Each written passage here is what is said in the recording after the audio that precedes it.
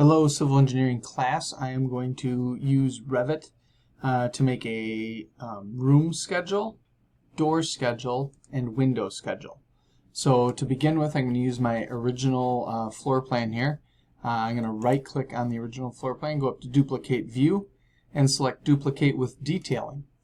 Once I select duplicate with detailing, I can rename this so that it's my floor plan, and I'm going to call it schedule room, because I might make one separate for my windows and doors. We'll see how that works out.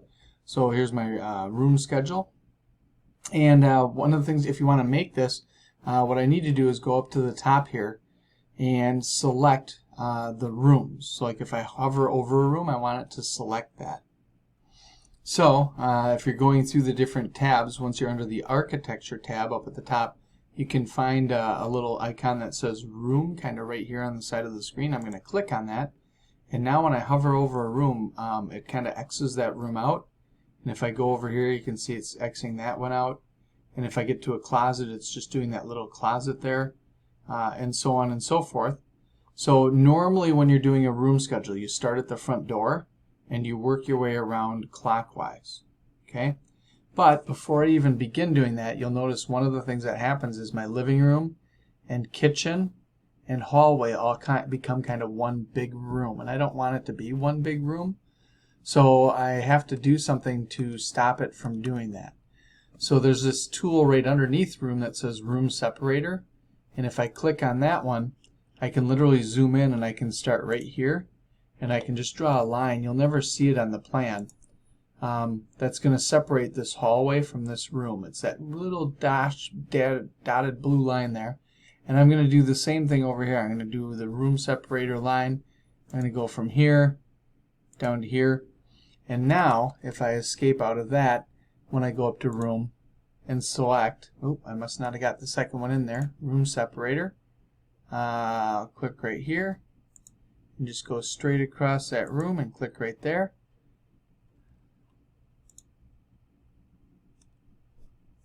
And now if I go to room, you can see that the only room being X'd in is my living room. And if I go over here to the kitchen, the only room being X'd in is the kitchen. And if I go up here to the hallway, it's only the hallway and entranceway that's being X'd in.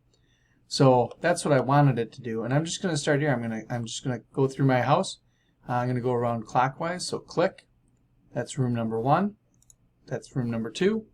That's room number 3. That's room number 4, room number 5. So you'll notice that when I click on them, they kind of get grayed out. 6,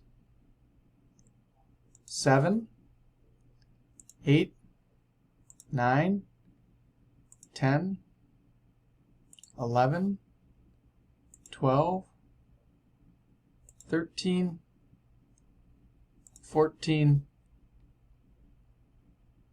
15. And I'm going to hit escape to get out of the menu.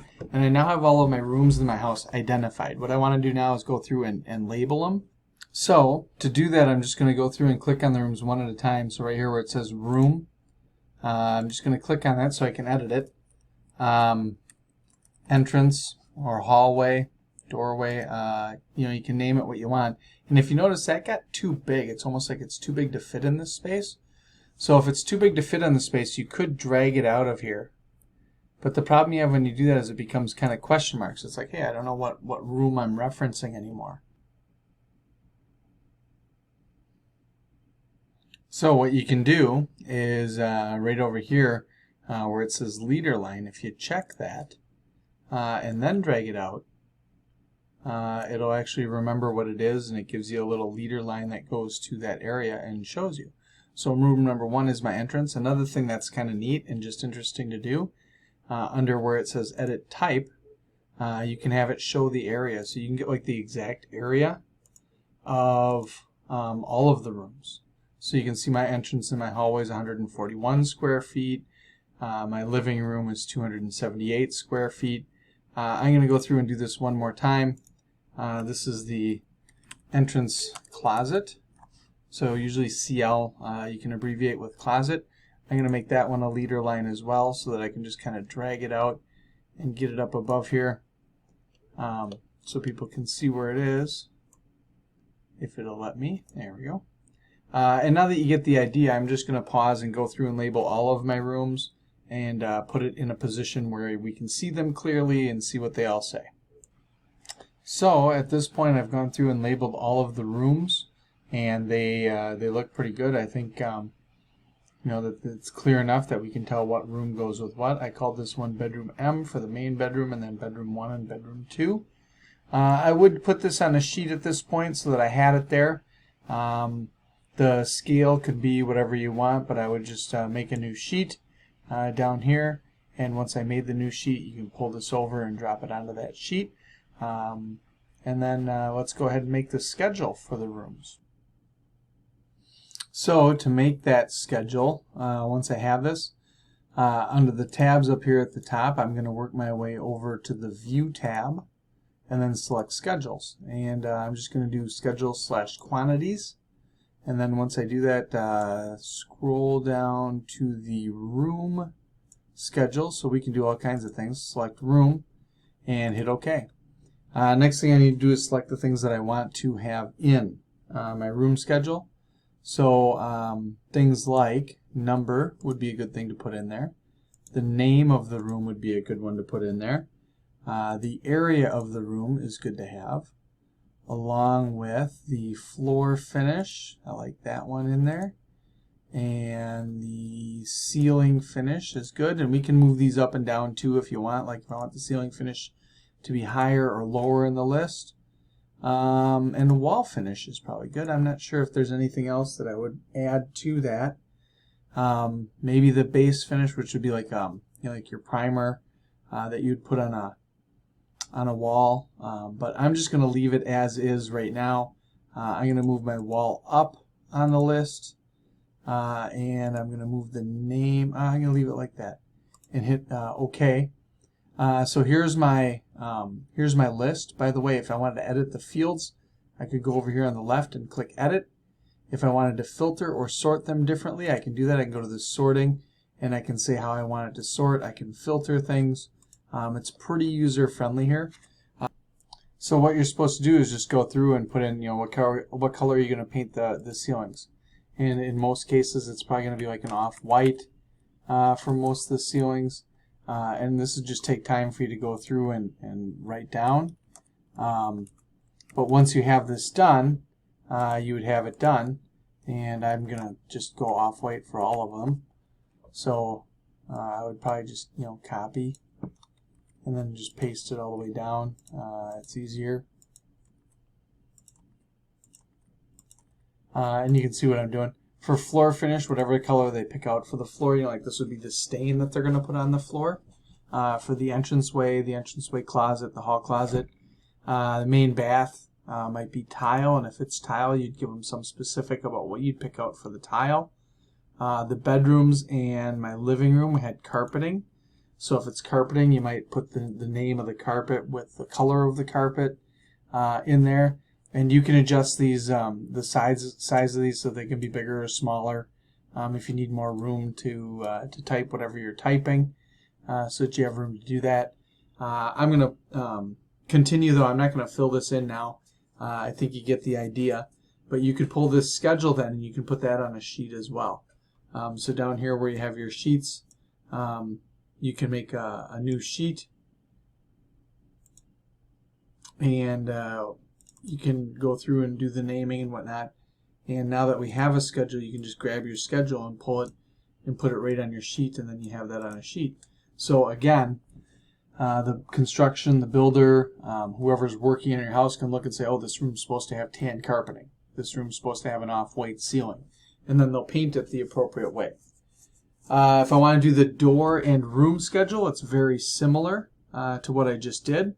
I'm going to go up here to my original floor plan, duplicate with detailing. Once I have that, I am going to rename it. And in this case, I'm going to rename it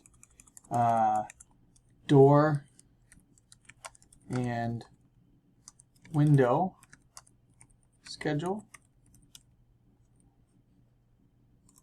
There we go, so my door and window schedule. And in this case, instead of tagging all the different rooms, what I'm going to do is I'm going to look for something that says tag by category or sort by category or something along those lines.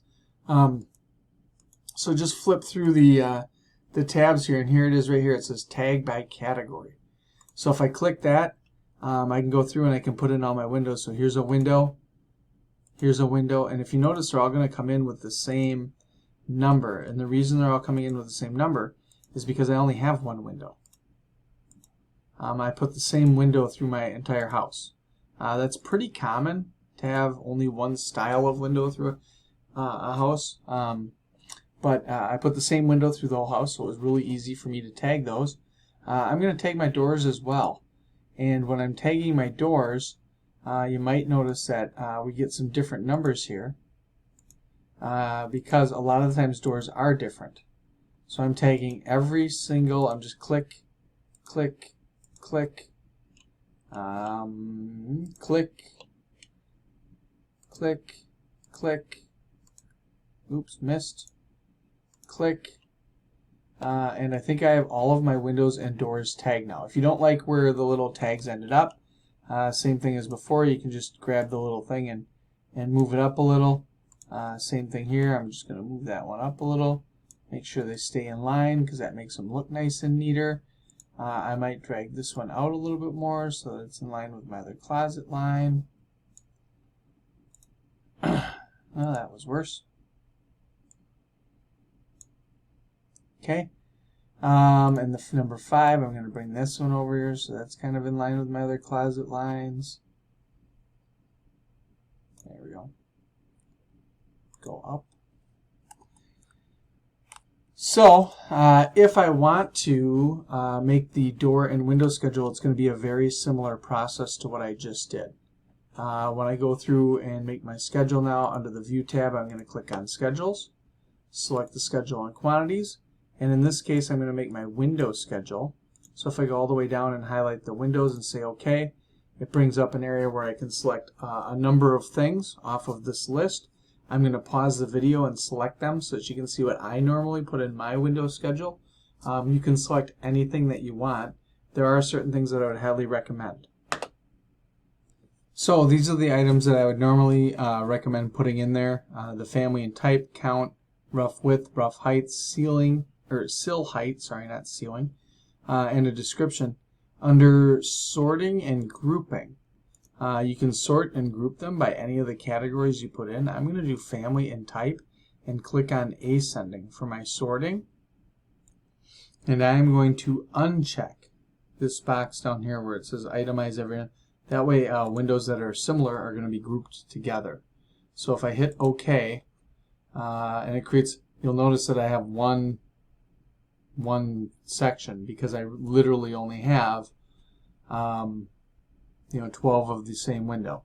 So the rough width, this is the hole they're going to cut in the building to put the window in. And the rough height, same thing. That's the height. They're going to cut that hole in the building, and then the window fits in there, and then they frame it in after they cut that hole. So the sill height, literally whatever you wanted off the ground, you might have to go through your floor plan and pick that out. And for the description on that page, let me get back there quick. The description, that's where I'd put whatever the finish is going to be. For the window schedule, they didn't have a spot for that I could see, so I usually just use the description. The same page where I had my sheets from before, or my schedule, I can just grab that window schedule and slide it right over here and drop it on that same page, and then it'll show up. The last schedule I have left to do, it would be my door schedule. Very similar process under View. I can select Schedule, go to Schedule and Quantities, and in this case I'm going to make a door schedule.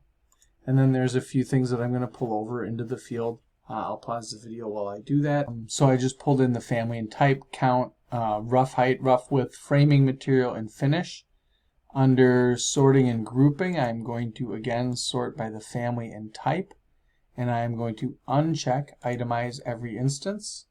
And I think if I hit OK, because we can always edit this, yeah, there you go. I get all of the doors. So I have 8 of this style of door. One of the things I would probably do is I'd probably put my mark on this one. So maybe if I edit fields, there's a spot for mark, and if I pull that in there, now it tells me what the number is on my floor plan. So notice it marked this one because there's one of them at number 14, and it marked this one at 17. So whatever door this is, because I'm having them group them all, since I'm having them group them all, it's not pulling the mark in off of my floor plan. So what I'd need to do is I would need to go to my floor plan and find those doors and say, okay, number 14, number 17, number 1, and I could type those in. Or what I could do if I wanted to, I can just go to that door schedule and go down to where it is sorting and edit that, and I could say itemize every instance. And if I do that, now it'll bring that mark in for me. But then the count is irrelevant. So then you don't really get a good feel for how many of each door to order. So you can do it either way. Whatever you're going to frame it out of. I live in Wisconsin, so probably pine or oak. The finish, what colors are going to be painted when it's done. And then, again, once you have that completed, we would just take that door schedule, slide it right over onto my sheet, and if it doesn't fit on this one, I would make a new sheet that I could get it to fit on a little bit better than this. So it's making that really big because of the names of all of those doors. So that's windows, doors, and room schedules in a nutshell for you. Hopefully you can make those and it turns out great.